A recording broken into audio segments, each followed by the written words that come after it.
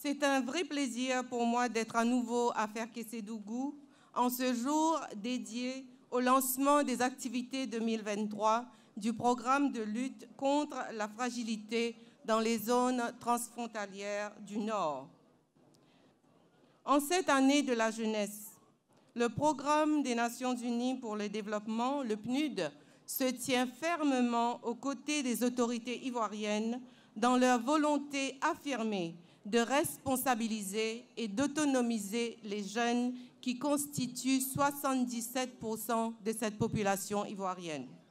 Suite aux interventions du PNUD, environ 4000 jeunes, dont 82% de femmes, ont vu leur capacité de production, de transformation et de commercialisation améliorée.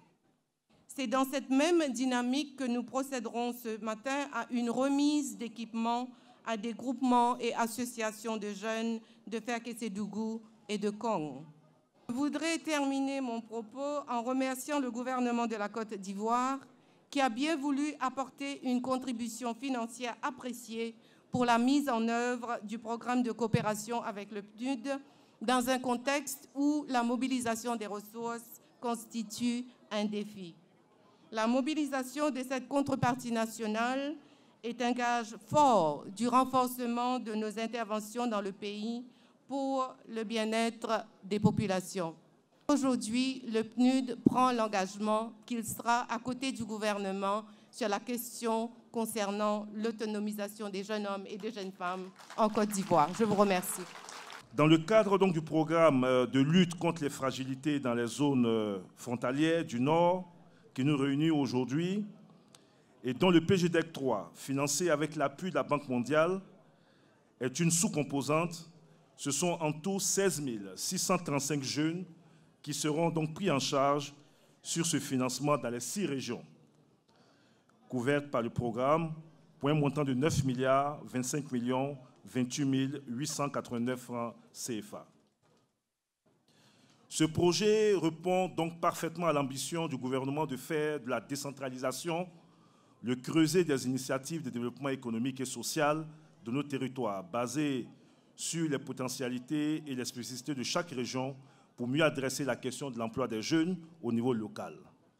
Qu'il me soit permis à ce stade de mon propos d'adresser mes sincères remerciements à la Banque mondiale, au PNUD et à nos partenaires pour ce financement et tous ces appuis politiques aux politiques de développement de notre pays dans un intérêt important pour les questions donc, des jeunes. Messieurs, pour 2023, déclaré année de la jeunesse par son Excellence, Monsieur le Président de la République, l'objectif de la composante insertion professionnelle et emploi des jeunes va connaître un bond considérable. Ainsi, il est prévu pour l'édition 2023 de prendre en charge sur l'ensemble des 6 régions 4 632 bénéficiaires pour un budget de 12 300 millions. L'augmentation du nombre de bénéficiaires à prendre en charge en 2023 exprime la volonté du gouvernement d'intensifier davantage la prise en charge socio-économique et de garantir un avenir meilleur aux braves populations des régions du nord de notre pays. J'invite donc toutes les composantes, toutes les populations des régions de la Bagoué, du Bonkani, du Folon, du Kabadou et du Polo et du Tchologo à s'approprier les différents dispositifs qui sont mis en œuvre cette année.